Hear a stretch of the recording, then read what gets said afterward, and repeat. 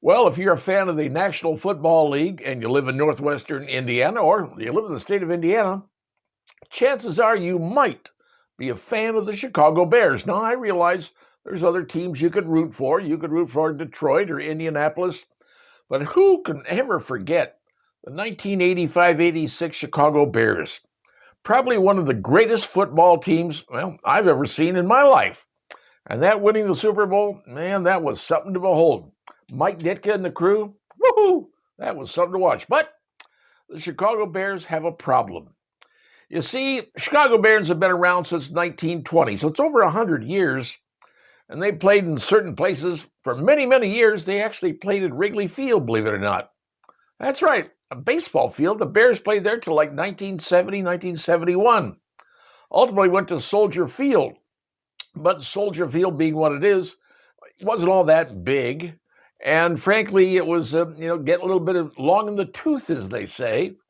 So the Bears said, hey, we need to get this place improved, more seats, more clubs space, more VIP space and everything else. So they built on top of the current Soldier Field, built what many people call a toilet bowl. It's just a new addition they put on. Bears still said they wanted they wanted their own stadium. And not only that, they wanted a covered stadium. And if you've ever been to a Chicago Bears game, and I have, when the weather turns, I mean, some of the worst weather you've ever seen can take place in Chicago. There's a famous game I think they played against Philadelphia, Fog Bowl, I think they called it, where the TV cameras couldn't see anything. The announcers couldn't see anything. Nobody could see anything because the fog was so bad. I happened to be there in a very cold, rainy day that I saw the Bears play Minnesota Vikings in Fran Tarkenton, which shows you how old I am. But weather can be bad in Soldier Field. Crowds are not that big, but the Chicago fans are the Chicago fans. All right. So the Bears got in a tussle and said, we need a new stadium, a dome stadium. And we want the city of Chicago to pick up the tab. That was billions of dollars. City said, no, we're not going to do it. So the Bears ultimately said, okay, fine. We're going to buy a racetrack, Arlington Park Racetrack, which is about 30 miles northwest of Chicago. It's over 325 acres. Big property. They said, all right, we're going to build our own stadium. We're going to own it. We're going to build a dome stadium in Arlington Park. Everybody in Arlington Park said, woo, Bears are coming to Arlington Park. The schools all said, oh, boy, more tax money, man. We are going to be loaded. Well, then the negotiations started. And the Bears said, we want our taxes cut. We don't want to give you that much money. We don't want to spend that much money. And then it became, you know how it gets. Everybody's fighting for what they want. And some people win, some people lose. But then the Bears said to the state of Illinois, hey, Illinois, we need you to pony up about $855 million to build the infrastructure for our new stadium in Arlington Park. We're talking roads, sewers, utilities, you name it. Total cost $855 million. Well, the legislature down in Springfield, Illinois says, that ain't going to be our priority in 2026 because Chicago and Illinois are in a terrible budget condition. That state is so far upside down they couldn't see themselves if they tried. They got some serious financial problems. And giving the Bears another $855 million for the infrastructure to build their stadium where they're going to make a ton of money, well, that's rubbed some people the wrong way. All right, so the president of the Bears now sends out a letter. The letter goes out to all the media and all the various people around Chicago saying, you know what?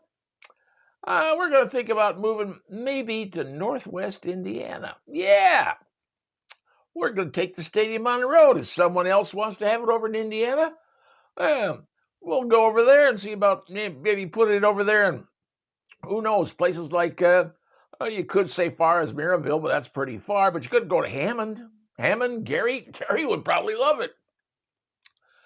So the governor of Indiana, Mike Braun, says, hey, y'all want to build your stadium here in Indiana? Come on over. We'll take care of you. So Mike Braun says, oh, we're here in business. We'll take care of you folks.